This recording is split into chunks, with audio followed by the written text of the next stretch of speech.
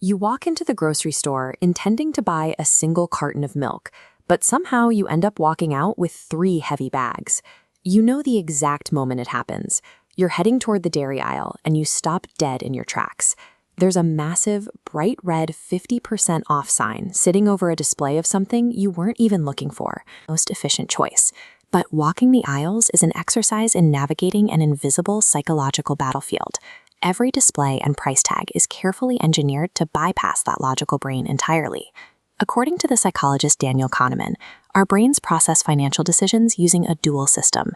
We oscillate back and forth between a slow, deliberate cold state and a quick, intuitive hot state. When you're hungry, stressed, or distracted by a flashy discount, you're operating in that hot state. It pushes you to make emotional, impulsive buys that you usually regret the moment you get home. Behavioral economics is an entire field dedicated to tracking these exact cognitive biases. Retailers have studied this data for decades, meaning they understand our mental wiring far better than we do. The most effective way to take back control of your wallet is to learn their playbook. If you know the specific triggers they rely on, you can spot the traps before they spring. Take buying a bed. It is remarkably convenient that almost every time you walk into a mattress store, they happen to be running a massive limited-time clearance event. The behavioral economist Dan Ariely points out that these stores deliberately set artificially high baseline prices to create a false signal. We naturally associate high prices with high quality, so that inflated sticker makes us believe the mattress is a premium product. This visualizes a concept called transaction utility. We certainly get real, practical value out of owning a bed, but we also get a distinct psychological thrill from the feeling that we beat the system and secured a massive discount. That manufactured thrill is so powerful, it often pushes aside our rational evaluation of whether we actually need the item at all. We buy 3-for-2 deals on food we won't eat, simply because the rush of getting a deal takes over. Those near-permanent sales aren't actually discounts. They are mechanical levers pulled by the store to manufacture an artificial sense of urgency in your mind.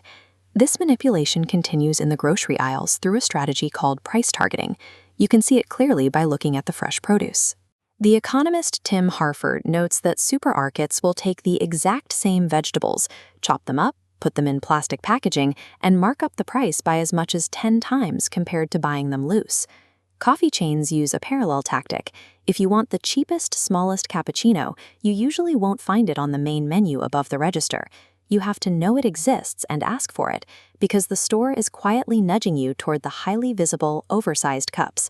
The cost of the extra milk and coffee beans required to fill those larger sizes is practically zero. But bumping up the price by a few dollars is a highly profitable way to capture revenue from shoppers who aren't paying close attention. Stores actively monetize your desire to save time. They take their most aggressively marked up products and place them exactly where they know you'll reach for them out of pure convenience. The checkout counter presents its own psychological hurdle, completely dictated by how you actually pay for your items. Richard Thaler developed the concept of mental accounting to explain this. When you tap a credit card, the transaction feels abstract. The emotional friction of losing your money vanishes, keeping you in an impulsive state where spending feels entirely effortless. Handing over crisp physical cash triggers the opposite reaction. There is an immediate psychological pain in watching the money leave your hand, which forces your brain back into a cold, deliberate, and rational state. This principle applies far beyond the grocery store. When dealing with recurring bills like home insurance or electricity, companies actively exploit our tendency to stick with the default option. This chart demonstrates how utilities and insurers price their services over time.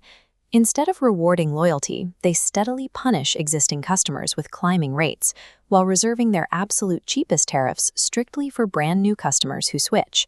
We know we could save money by switching, but the dread of filling out forms, sitting on hold, and dealing with uncertain new providers creates choice aversion. That fear paralyzes us and locks us into the highest possible rates year after year. Whether it's the tap of a card at a register or an auto-renewing utility contract, removing the friction from a transaction always works against your wallet and in favor of the corporation. Learning all this might make you want to become extremely vigilant, vowing to calculate the math on every single purchase and hunt down every potential bargain to avoid falling into a trap. But Nobel laureate Vernon L. Smith suggests a different approach. Occasionally ignoring the strict laws of rational economics is actually the smartest move. This visualizes decision costs. Agonizing over the absolute best deal burns massive time and energy. Driving 3 towns over to save 10% on cereal might look like a win, but quickly becomes a net loss when factoring the heavy toll on your well-being. Human time has real value. Often, it is mathematically rational to make a suboptimal financial choice simply because it lets you finish the task and get on with your day. True consumer empowerment doesn't require you to perfectly optimize every penny. It requires you to carefully allocate your limited cognitive budget. Spending 20 minutes once a year to switch your home insurance yields a massive return on your effort. Agonizing over an extra 50 cents on a bag of carrots does not. If grabbing the expensive, pre-chopped vegetables gets you out of the store faster so you can spend the afternoon relaxing in your garden, willingly paying that laziness tax is a sound economic choice. Outsmarting the modern retail system doesn't mean dodging every single trap they set. It just means consciously choosing which ones are actually worth your money.